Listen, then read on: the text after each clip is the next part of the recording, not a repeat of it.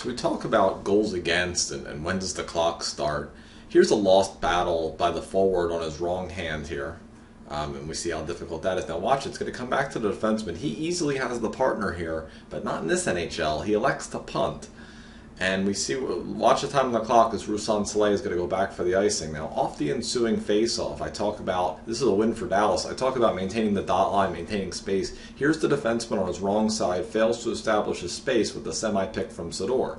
Instead, he eats the wall hard and doesn't spin it back to his partner, and Sador meanders into no man's land. So this becomes a zero-chance play.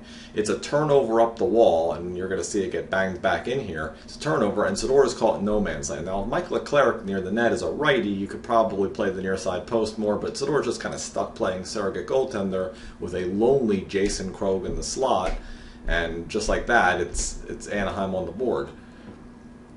So you're going to get to see it here from the reverse angle, is that, and it's just the end of the play.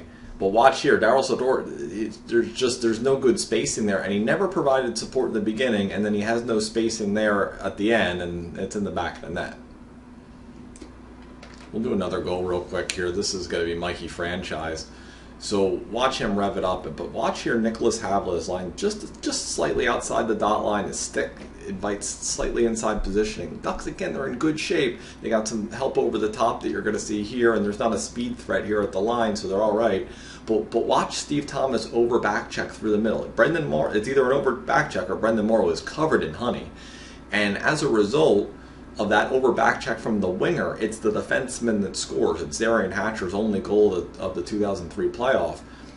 And you're going to see it from the reverse angle. Havlat is fine. Medano steps up, or rather stops up short, and that middle lane just widens for everybody. And because Steve Thomas isn't babysitting the area that he needs to, it ends up being a situation where Brendan Morrow takes everyone to the net, and no one stays with him.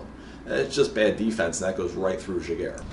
So that's just a couple of examples where it's not super obvious where you'd really go with the error. Where does the error start? So here, no goal, but we'll talk about just what a passive structure looks like. Off Dallon's F1, just don't let the puck go through you. Don't let it carry through the middle. Good stick, keeps the middle, cut the ice in half. That's good. Track back through the middle, sticks in the middle, set it up for F2. I think that's Medano. He's good. Just don't let the puck go through you, or else you undo everything Dallon did. He doesn't do it. They just throw a pass away. Stars are over the top. Real easy, like F3 is going to track back through here and just destroy the rush. It's all about structure. They threw a low percentage play in there. Dave Tippett always has his team structured and prepared, even in odd situations. Watch here as defenseman Sergei Zubov goes for a skate.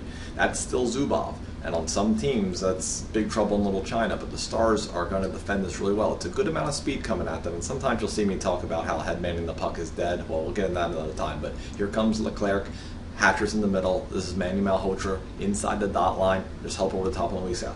Malhotra checks. Rob Niedermeyer isn't much of a threat. He isn't utilized by Leclerc, who isn't a visionary anyway. And with that in mind, just attack the biggest threat. And then as you see, as the play keeps going, it's Zubov that comes back to his own net. It's good structure. It's risk mitigation, even from the forwards, and they get nothing. A couple of last clips on Jiri Lehtinen. One thing that made Lehtinen good was his unreal smart. Smart sometimes manifests itself in the term puck magnet.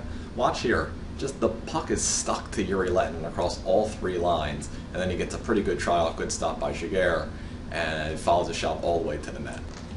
That's Lehtinen with the puck, but more importantly, watch the subtle smarts, and then he combines it with the work. Watch him pick the defenseman here, right? And he's a righty, so that allows the wall for himself as a righty, or it allows the puck to go around for a cycle. I think he thinks Rob DeMaio's going to be there, but he's not. That's it, no matter. Lehtinen's going to fix it. Start, stop, get above the play, start, stop, gets above it again, start, stop.